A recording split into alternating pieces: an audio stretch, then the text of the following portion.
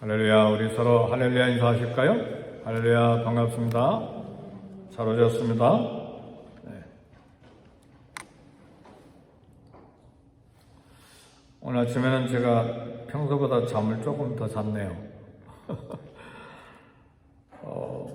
깨어나 보니까 3시 40분인가 3시에 일어나야 되는데 3시 40분 막 부랴부랴 오느니라고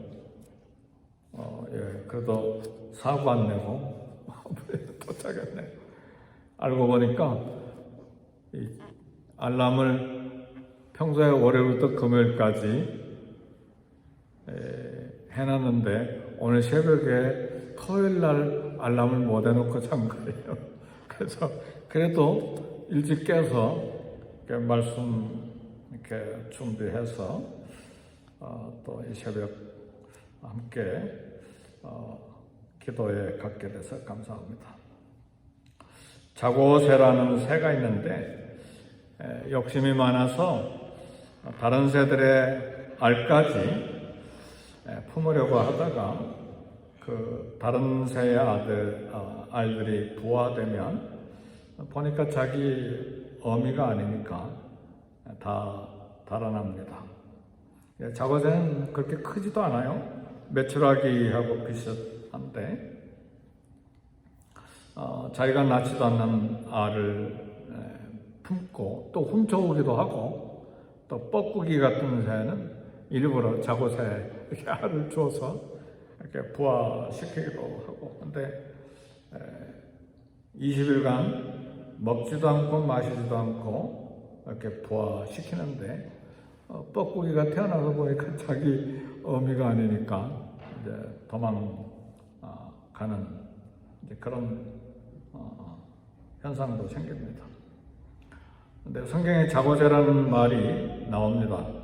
에레미야 17장 11절에 보면 불의로 치부하는 자는 자고새가 낳지 않는 알을 품음 같아서 그의 품에서 그를 떠나 마침내 어리석은 자가 되리라 그렇게 그랬습니다. 그러니까 이 자고새의 어리석음과 또 욕심에 관한 비유로 성경에서 자고새를 이야기합니다. 근데 우리가 정말 품고 천국까지 가야 될 것이 하나 있는데 시편 119편 56절에 보면 다른 것들은 다 땅에다 두고 가는데 심지어는 금덩어리도 다 땅에 두고 가고 그 다음에 손에 낀 반지도 다 두고 가야 됩니다. 한 번은 한국에서 부격자로 있을 때 집사님 한 분 돌아가셨는데 이제 여전도사님이 다 염하고 우리 남자 교역자들은 신방 담당자들은 이제 예배 드려주고 그렇게 하잖아요. 근데 그 집사님의 돌아가신 집사님의 와이프 집사님이 저한테 전도사님 우리 남편 반지 있었는데 안 보여요. 어떻게 된 거예요? 그러니까 죽은 남편이 낀 반지조차도 찾아간다 그 말이에요. 그러니까 이 땅에 물질들은 다 두고 가는 것이지만 그러나 하나님 앞에까지 가지고 갈 수 있는 것은 시편 119편 56절 보니까 내 소유는 이것이니 곧 주의 법도를 지킨 것입니다. 아멘. 우리가 천국까지 가지고 갈 수 있는 것은 하나님의 말씀을 지킨 것입니다. 그것 가지고 우리의 재산으로 천국에 가는 것입니다. 그래서 우리 믿음의 선배들은 하나님 말씀을 사모해서 주의 말씀을 조용히 묵상하려고 내가 새벽녘에 눈을 떴나이다. 시편 119편 기자가 그렇게 고백을 했습니다. 그리고 103편에 보니까 119편 103편에 보니까 주의 말씀의 맛이 내게 어찌 그리 단지요 내 입에 꿀보다 더 다니이다 그랬습니다. 하나님의 말씀을 꿀보다 더 사모하고 더 달게 이렇게 먹을 수 있기를 주의 이름으로 축복합니다. 아멘. 그것이 우리 믿음의 선배들의 믿음의 자세요, 말씀에 대한 그런 자세였습니다. 어느 날 성도 한 분이 사업에 부도를 당해서 굉장히 고통 중에 있었습니다. 근데 복음서를 읽다가, 하나님 말씀 복음서를 읽다가 상처를 받아버렸어요.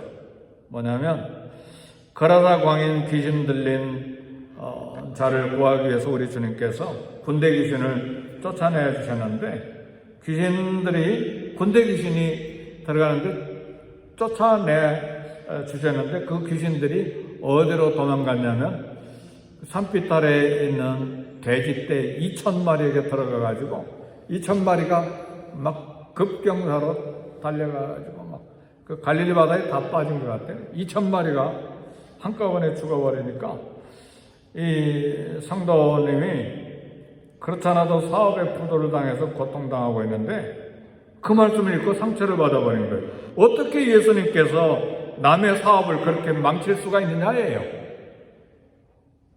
어떻게 생각하세요, 성도 여러분? 그래서 담임 목사님이 그 말씀에 시험 든 성도님들 설득하고 이해시키느라고 고생을 많이 했다, 그런 이야기를 읽었습니다. 하나님은 우리 주님은 이 땅에 우리에게 생명을 주시고 더 풍성하게 얻게 하려고 이 땅에 오셨습니다. 남의 사업을 망치러 오신 우리 예수님은 아니시죠? 우리 예수님 조금 빌린 것도 엄청나게 갚으시는 분이에요. 믿으십니까? 갈릴리 바다에서 설교하시기 위해서 많은 사람들이 아침부터 모였으니까 설교하기 위해서 베드로 배를 잠깐 빌렸는데, 1시간 빌렸는지 2시간 빌렸는지 잘 모르는데 그 뱃삭을 얼마나 많이 되갚아 주셨느냐. 고기가 2배에 가득 잡혀가지고 잠길 정도로 갚아 주셨어요. 할렐루야. 그래서요, 우리 주님은 신세지고 못 사시는 분이에요. 우리 주님께 드리는 거 인색하지 말고 풍성하게 잘 드릴 수 있기를 주의 이름으로 축복합니다. 네. 우리 주님 보잘것없는 광인이지만, 미친 사람이지만 그 은혜로 사랑으로 구원하시기 위해서 돼지떼에 죽음을 허락하셨는데, 그것만 보면 진리를 오해하게 되는 것이죠. 보잘것없는 모든 사람들이 다 무시하고 쫓아내고, 그 다음에 자기도 무덤가에서 소리 지르면서 자기 몸을 상하게 하면서 살았던 이 광인, 모든 사람들이 다 무시하고 관심 두지 않았지만 우리 주님은 이 생명을 귀하게 보시고 돼지떼 2,000마리보다 더 귀하게 보신 것이죠. 그래서 그 영혼을 살려내셨습니다. 그건 보지 못하고 주님이 어떻게 남의 사업을 망쳤냐고 상처를 받아버렸으니, 말씀을 보는 관점과 또 자기의 생각에 이렇게 집착하면 말씀을 듣고도 이렇게 갈등하게 되는 것이죠. 오늘 열왕기상 22장 17절 보면 온 이스라엘이 목자 없는 양같이 산에 흩어졌는데, 이런 말씀이 나왔는데, 지금 무슨 장면이냐면 북쪽 이스라엘 아합 왕이 아람 왕 베나댓과 전쟁하려고 나가는데 거짓 선지자들이 400명이 모여서, 아마 이 거짓 선지자들은 아세라 선지자들이었던 것 같아요. 엘리야가 바알 선지자 450명과 아세라 선지자 400명과 대적하기 위해서 갈멜산에서 싸웠는데, 바알 선지자 450명은 죽였는데 아세라 선지자 400명에 대한 이야기는 없어요. 그러니까 여기 모인 400명은 성경학자들이 말하기를 아세라 선지자들이었다, 이렇게 이야기를 해요. 근데 아세라 선지자 400명이 모여가지고 아합이여 올라가소서 아람과 전쟁하는데 승리할 것입니다, 막 400명이 다 승리할 것이라고 아방에게 이야기했는데, 미가야 선지자는 온 이스라엘이 먹자 없는 양같이 산에 흩어졌는데 여호와의 말씀이 이 무리에게 주인이 없으니 각각 평안히 자기 집으로 돌아갈 것이니라 하셨나이다. 이 하나님 말씀을 전하니까 아방이 그 말씀을 얼마나 기분 나쁜 예언이라고 생각하는 게 막 화내고, 어떤 거짓 선지자는 막 미가야에게 와서 막 뺨을 후려 갈리고, 어떤 분이 한 분이 제가 설교하는데 막 와서 뺨을 때려버리면 어떻게 할까요? 개인적으로 뺨 때렸으면 그거 참을 수 있겠지만 공개적인 석상에서 뺨 때리면 어떻게 할까요? 근데 미가야 선지자가 공개적으로 뺨을 맞아버렸어요. 얼마나 고통스러운 그런 사건입니까? 근데 아방은 거기에다가 이놈을 감옥에 가둬둬버려요. 내가 전쟁에서 승리하고 돌아올 때까지 고생했다고 고생의 물을 마시게 해라. 그리고 돌아와서 죽이겠다는 것이죠.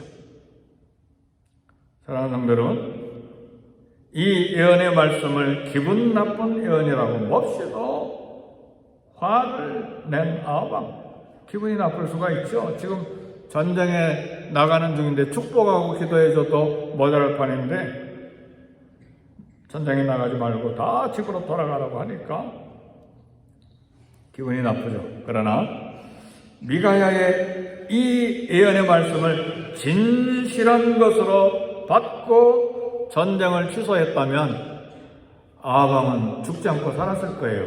아멘, 할렐루야. 그럼 기분 나쁜 이 말씀이 자기에게 생명이고 오히려 고마운 말씀이죠. 그러나 아방은 기분 나빠했다고 말이죠. 사랑하는 성도 여러분, 말씀을 들을 때 혹시 기분 나빠하더라도 하나님의 말씀이면 아멘 하시기를 주의 이름으로 축복합니다. 그게 사는 길이에요. 기분 나쁠 수 있죠. 가끔 내 생각하고 닳고 내 경험하고 닳고 그런 말씀이 나올 수 있잖아요. 그러나 적어도 하나님 말씀이라고 생각하면 잘 받는 것이 생명의 길입니다. 그러나 평소에 자신이 저지른 악행, 우상숭배, 얼마 전에는 나봇의 포도원을 차지하기 위해서 나봇을 죽였잖아요. 그러니까 이것을 책망하는 하나님의 선지자들을 미워하고 원수로 생각하고 있는데, 미가야 예언 흉측하다고 몰아붙인 것이죠. 그리고 화낸 것이죠. 미가에게 겸손한 자세로 구원의 길을 묻는 대신 그를 감옥에 가두고 그리고 전쟁터로 떠나갔다가 결국은 아방은 시체로 돌아왔어요. 비극이잖아요. 열왕기상 22장 19절. 그래서 오늘 말씀의 주제입니다. 그런즉 여호와의 말씀을 들으소서예요.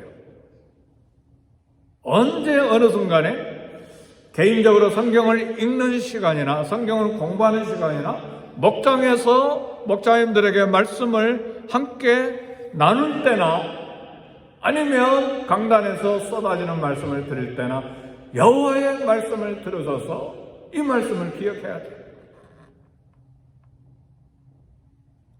복을 받고 생명을 얻고 다가올 위험이나 재앙을 피하는 길은 하나님의 말씀을 듣는 거예요.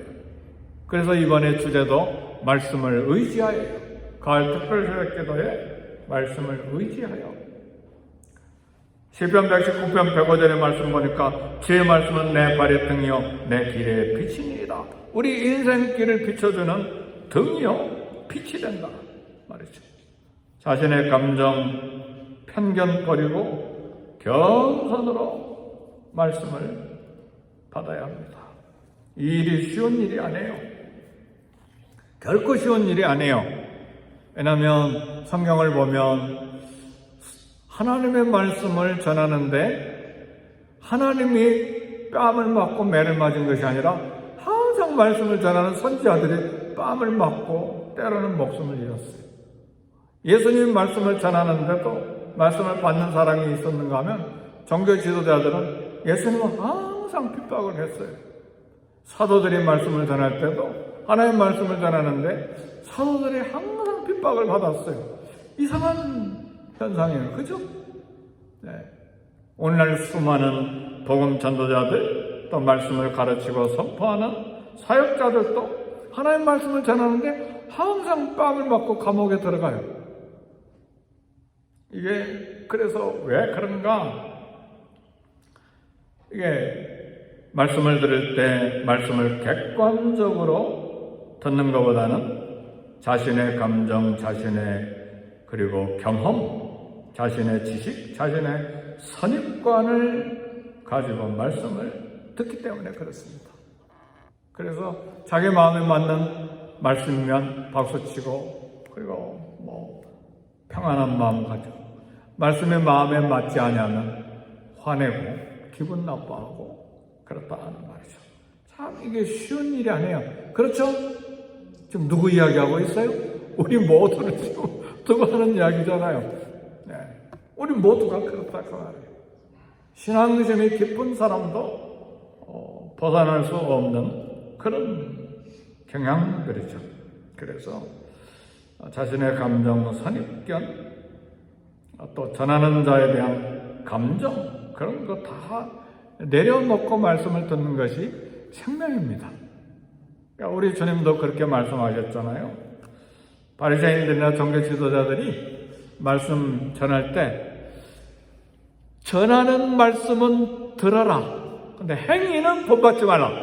그랬잖아요. 그게 얼마나 지혜로운 말씀이에요.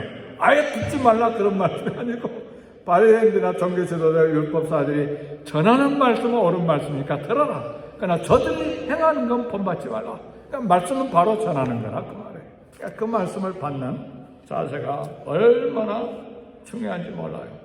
생명입니다. 생명. 그래서 신앙심이 깊은 성도들조차도 이런 개인적인 사적인 고집 속에서 말씀을 보고 들음으로 진리의 말씀을 오해하는 경우가 있어요. 저도 며칠 전에 노예 목사님들 모여서 이제 노예장님이 설교하시는데 처음 말씀은 조금 그런데 그런 생각이 들더라고요. 근데 얼른 아니야 기도하고 말씀 준비하셨는데 얼른 생각을 고쳐먹은 거죠.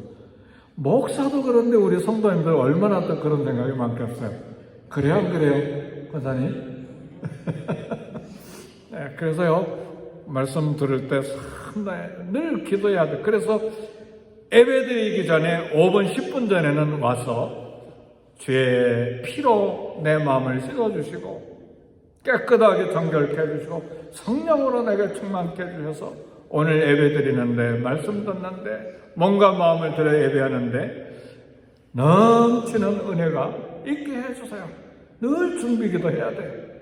오자마자 누가 오셨나 하고 가서 인사하고 물론 그것도 중요하지만 예배드리러 왔기 때문에 먼저 기도하는 게 중요해요. 그래서 우리 권사님들 중에는 새벽 기도도 30분 전에 오셔서 기도하시는 분들이 여러분들이 계세요. 할렐루야!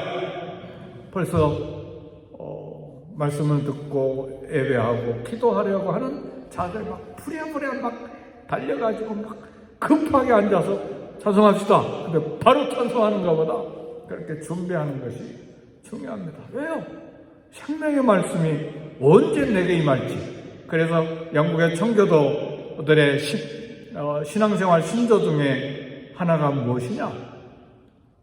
언제 하나님의 은혜의 말씀이 내게 임할지 모르기 때문에 항상 예배에 참여하자. 이게 청교도들의 신앙생활의 신조 중에 하나예요. 아멘 할렐루야. 그래서 과연 청교도고 그래서 과연 미국을 개척하고 오늘의 미국이 형성된 것이죠.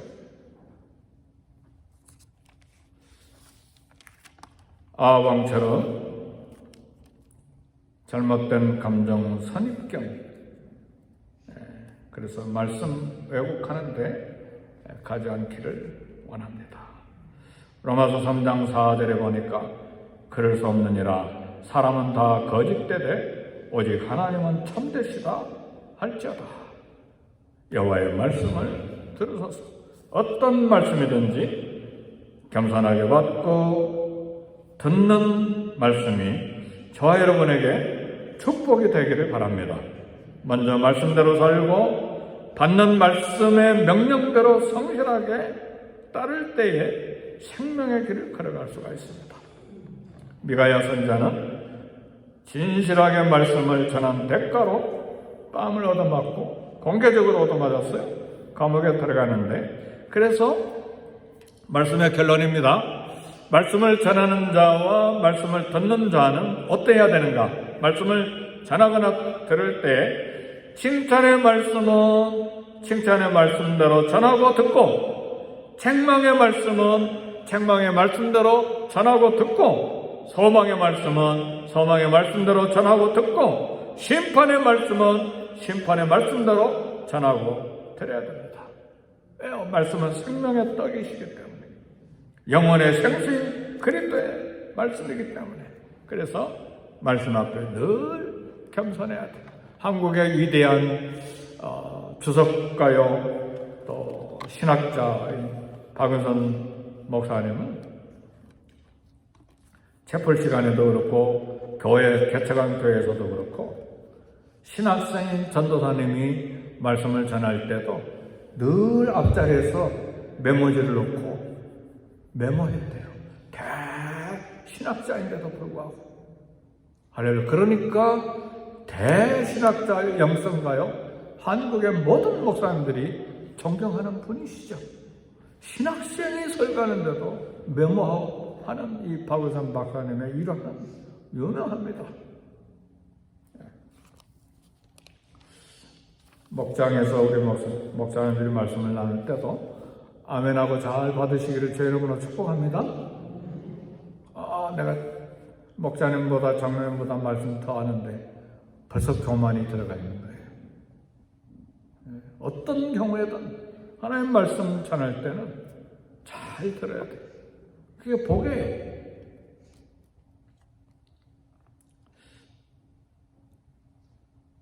시편 18편 30절처럼 하나님의 도는 완전하고 여호와의 말씀은 순수하니 그는 자기에게 피하는 모든 자의 방패시로다, 생명이시로다. 기도하겠습니다.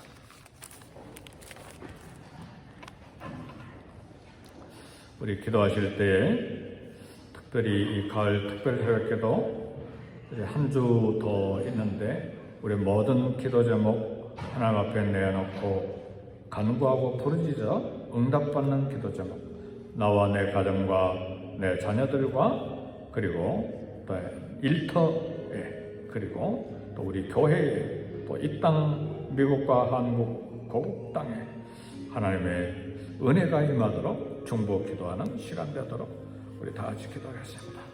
오늘 아침에 기도 후에 여전도에서 떡국을 준비했습니다. 교제하고 가시기 바랍니다. 우리 주의 이름 세 번 부르시고 함께 기도하겠습니다. 주여! 주여! 주여! 하나님 아버지 감사합니다. 이 아침에 가을 특별 새벽 기도의 토요일날 아침에 주님 앞에 나와 말씀 듣게 하시고 또 말씀을 통해서 도전받고 기도하게 하시니 감사합니다. 우리 자신과 가정과 자녀들과 직장과 일터와 또 주님을 섬기는 일들과 봉사하는 일과 하나님을 섬기는 모든 일에 말씀을 기초로 하여 말씀을 생명으로 삼고 주님 앞에 겸손하게 말씀을 듣고 말씀을 따라 봉사하고 살며 하나님 이 땅을 살아가기를 원합니다. 주여 은혜를 베풀어 주시옵소서.